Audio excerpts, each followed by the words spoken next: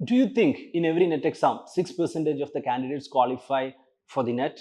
But I will say it's not 6, it's around 3% only. Let me tell you how. Considering the recent NET exam result or the past NET exam results, it can be seen that a lot of students who have qualified NET are qualifying NET for the second, third, or fourth times or the multiple times because they were trying for the JRF, they didn't qualify the JRF, they have to settle again for the NET.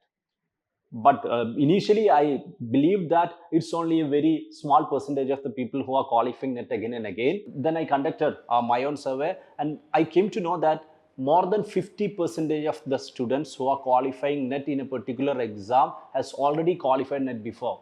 They're qualifying it for the second, third, fourth, or the multiple times, which means only 3% of the fresh students are getting NET every term. Only 3%, because the rest 3% is being qualified by previous candidates repeatedly again and again. This is the issue. So I think the authorities, the NTA, the UGC should take necessary steps also to ensure 6% of the students qualify NET every term.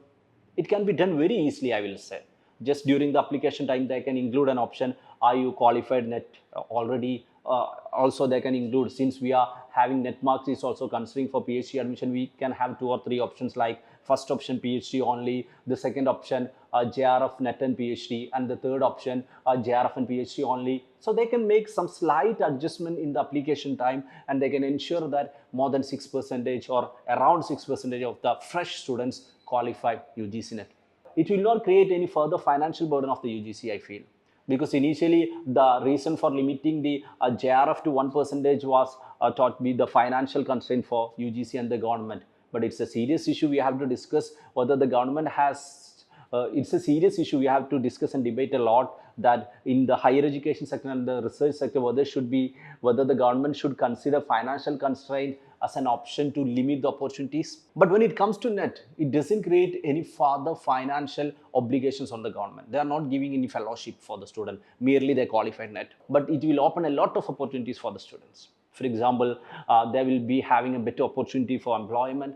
They will be having a better remuneration or salary in the existing employment. And also there is a better chance of getting PhD admission. And also there is a better chance of getting a fellowship after the PhD admission. So increasing from the 3% to the 6% will definitely help a lot of students for better opportunities, and it will not affect adversely to anybody. So the UGC, NTA and authorities should take necessary steps to ensure that in every NTA and exam cycle, a minimum of 6% students are qualifying for the NET as a fresh candidates.